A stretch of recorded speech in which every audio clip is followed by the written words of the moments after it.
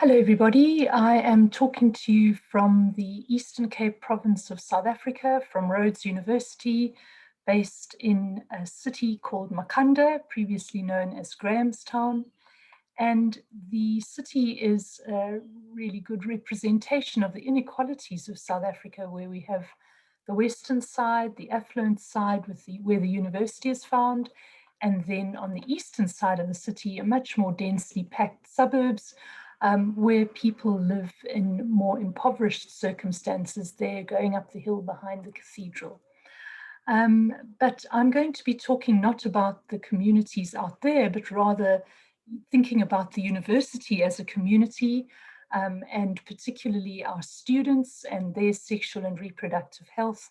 And the presentation is about a project called Auntie Stella, reaching across national borders. So to locate us in South Africa, we are here in the Eastern Cape. Um, South Africa has 9 different provinces. We are one of the 9. And basically, we have 11 different languages as well. And we are based here where the star is.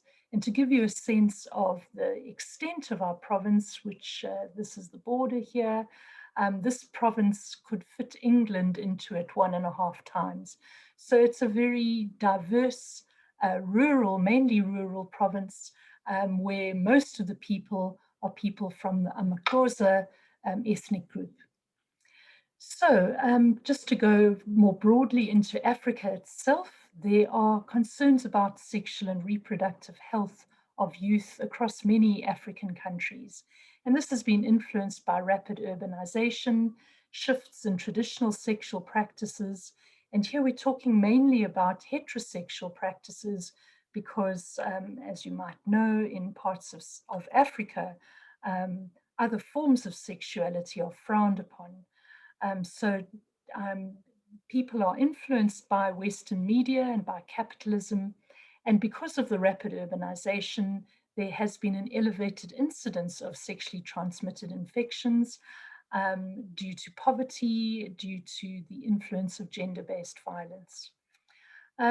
Here in South Africa, we have a high HIV/AIDS prevalence, especially amongst youth and especially amongst young women, ages 15 to 24. And so this brings particular challenges in the university context, and especially so in our university, where a lot of the young people will come in from rural areas to the university and experience great changes related to becoming more independent, exploring different relationships. And so campuses are often seen as sexualized spaces where there is peer pressure to be sexually active. So it's critical for students to manage their sexual and reproductive health, and things like inconsistent condom use, overlapping partnerships, partnerships with non-students mean that our students could be exposed more to HIV if they are sexually active. So on our university campuses in South Africa, there are foci on HIV and AIDS resources and information, counseling and testing. Antiretrovirals may be available. The treatment of sexually transmitted infections is something that's important, condom provision, but less actual peer training in education and prevention. And it's in this area that our project has strived to make some sort of an impact. There have been various lessons learned from previous South African sexual and reproductive health interventions. We know that focusing on information and people gaining knowledge is insufficient to change behavior. We also know that we need to move beyond the individual level to address social and structural factors that underpin risks that people might be exposed to. There have been a number of programs in South Africa a decade or more ago, although these have had much less of an impact more recently, and that's of concern. And so there's the Stepping Stones project, which showed the importance of changing social norms related to risks and protective behaviors, and that particularly emphasized group-based delivery. and that we need to think about sexual and reproductive health much more broadly, not only in a health context, but also in relation to sexuality, sexual diversity, and rights. But we also need to be aware that there is still stigma around HIV, even though we are a number of decades into coping with the HIV/AIDS challenge here in South Africa. And so many issues relate to gendered power relations, intimate partner violence, and young people experience silences about who they can speak to in relation to sexual relationships, because there is still quite a dramatic quite a dramatic generation gap. So we need to think beyond the sexual health education, which is done in very patchy ways at schools. Who's best to address these issues? And in our case, we're really trying to focus on older peers in order to build agency in this context of a high risk for HIV infection. And to think about HIV prevention as integrated into sexual and reproductive health and these other issues that need to be thought about. So there are real benefits if we do invest in sexual and reproductive health programs. It does lead to better educational outcomes, but it's really important to develop these discursive spaces to address AIDS fatigue and to counter the silencing that may occur in this regard. And so our project, where we adapted material developed, and this is why it's across borders, we adapted material that I came across from Zimbabwe, and it was developed in 2006. There is a website where you can access the material. And so we wanted to see whether this material might be useful on university campuses. And so the material itself is an agony aunt type of peer facilitated sexual health intervention. There are 42 cards available, and these cards are used for group interventions. It's youth focused and group process oriented, and it opens discussions on all of these different topics. So the cards look like this. There is the agony aunt letter, as it were, Dear Auntie Stella. And in this case, I may be HIV positive, someone concerned about that. So the card is read to the group. There are a variety of talking points that the group can then discuss and think about how they might answer Florence's query. And after about 15 or 20 minutes of this sort of discussion, the facilitator will then read Auntie Stella's response to Florence, and there are also a whole variety of action points that can be discussed in the group. So using this methodology, our studies were to look at various different groups at our university, and in fact, it's been used at 2 other universities as well, to look at this peer-facilitated sexual health intervention. So in 2016 and 2017, we translated and adapted the material for use in the Eastern Cape, translated some of the cards into isiXhosa, which is our dominant language, and trialed these cards amongst different student groups, as well as in a secondary school.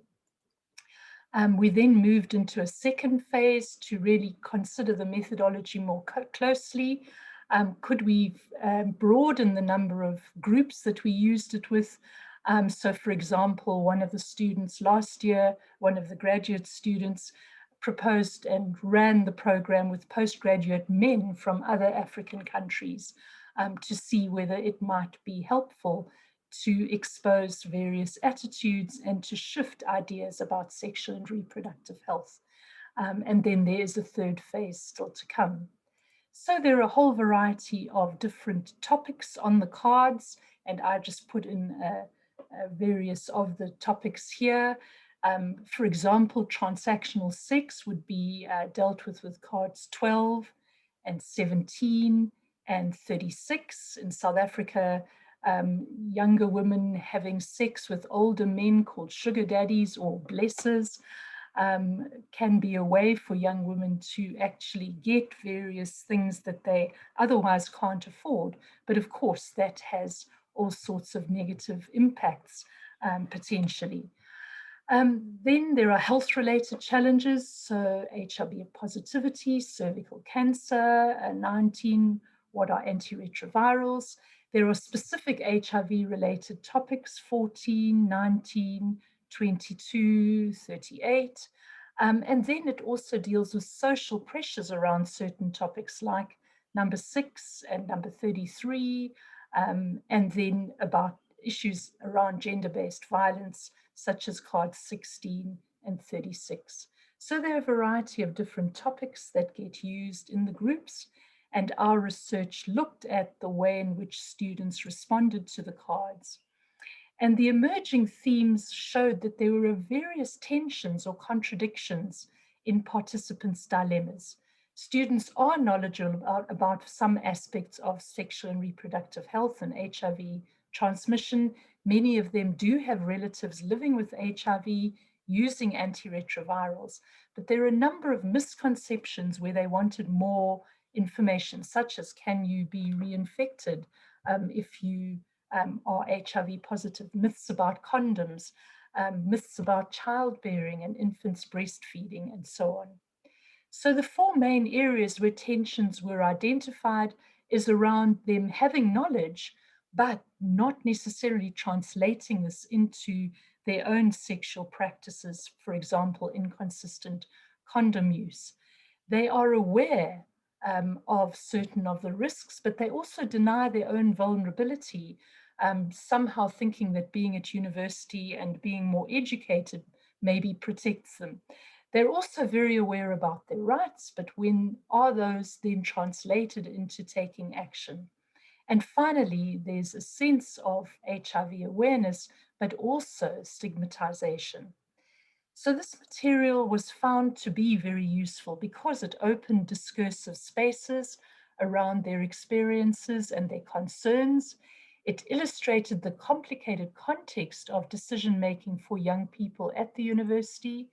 The students certainly identified with the issues on some of the cards. They commented on the value of this process because it's discursive and the robust style of Auntie Stella's commentary and guidance. But some of the cards they felt were perhaps more useful for people they called children, those younger than them, suggesting some distancing of themselves. And there were also some criticisms about Auntie Stella's advice as being dated or somewhat judgmental. And so we do need to adapt the material for use for university students.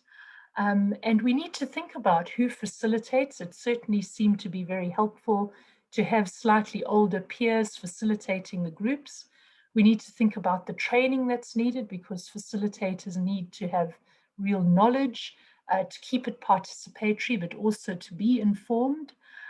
Could this material be manualized, and could we train many more facilitators?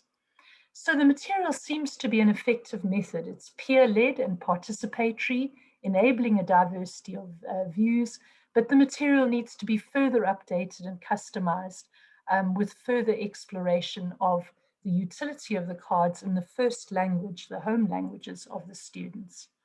And so finally, I end with a published article where you can find much more detail about the evidence that backs up the conclusions that we've come to in the South African Journal of Higher Education from 2019.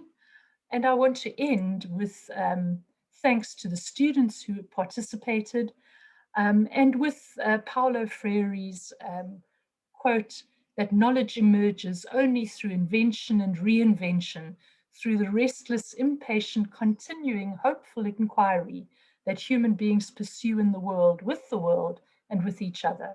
So I hope this has illustrated a possible program developed in Africa for Africa, and we're hoping to take it further.